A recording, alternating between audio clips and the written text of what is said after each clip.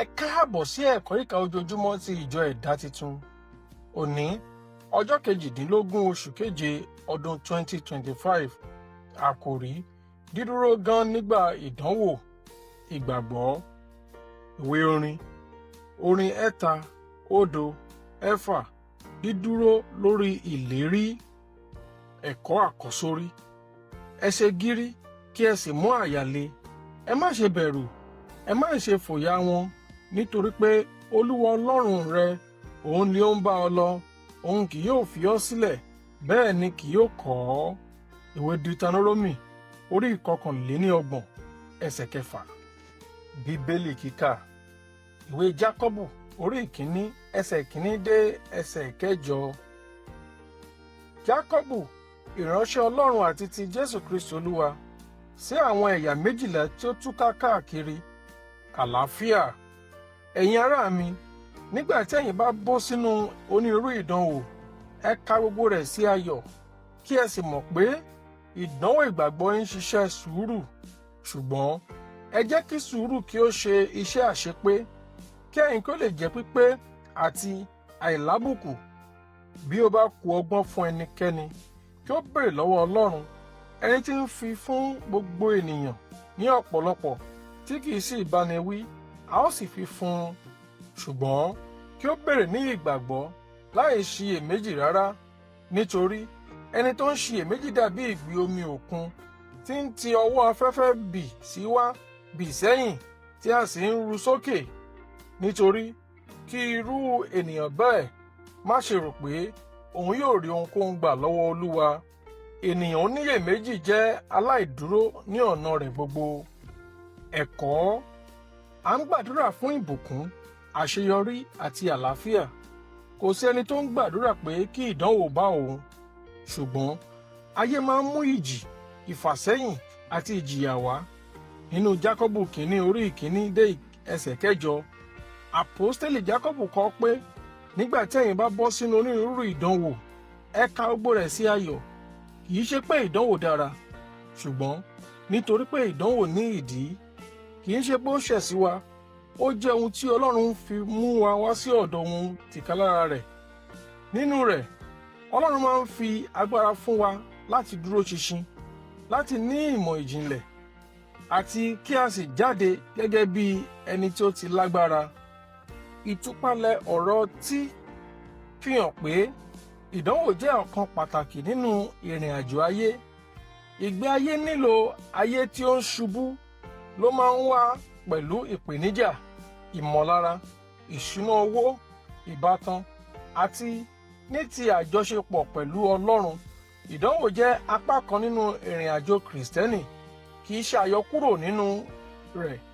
Ṣùgbọ́n nígbà tí wọ́n bá dé, dípò pé ká béèrè pé kí ló dé tí ó fi jẹ́ èmi, ọ̀rọ̀ Ọlọ́run máa ń kọ́ wa ká béèrè pé kí ni Ọlọ́run fẹ́ kọ́ mi nínú èyí.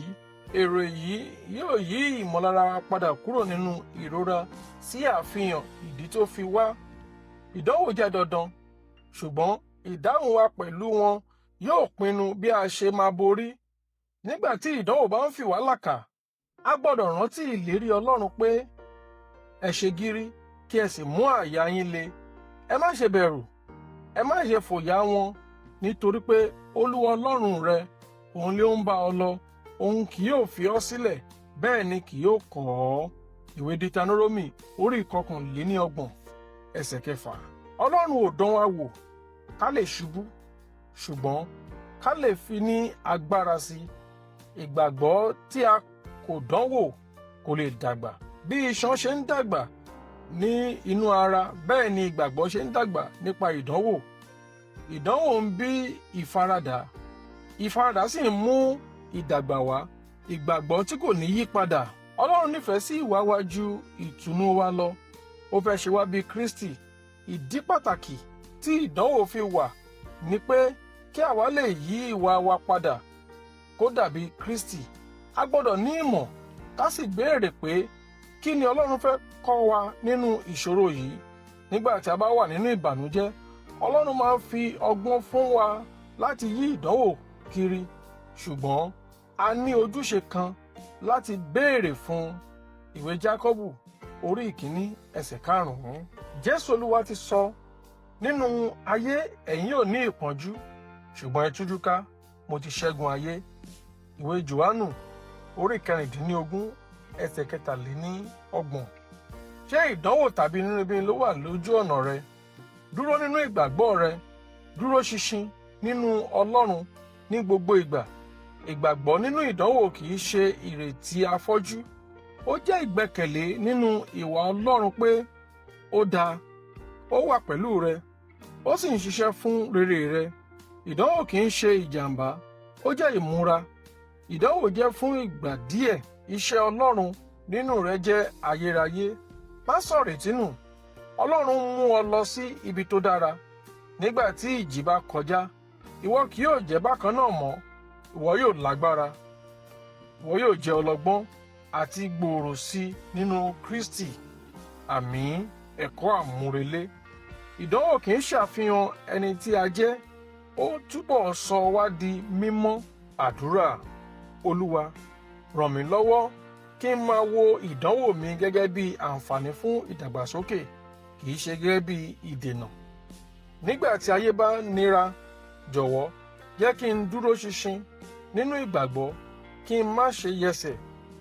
Fún mi ní ọgbọ́n fún òní àti agbára fún ọ̀la. Jẹ́ kí n di alágbára, olóye tí kò ní kù nǹkan kan ní orúkọ Jésù. Àmín. Títí di ọ̀la, ó dàbọ̀.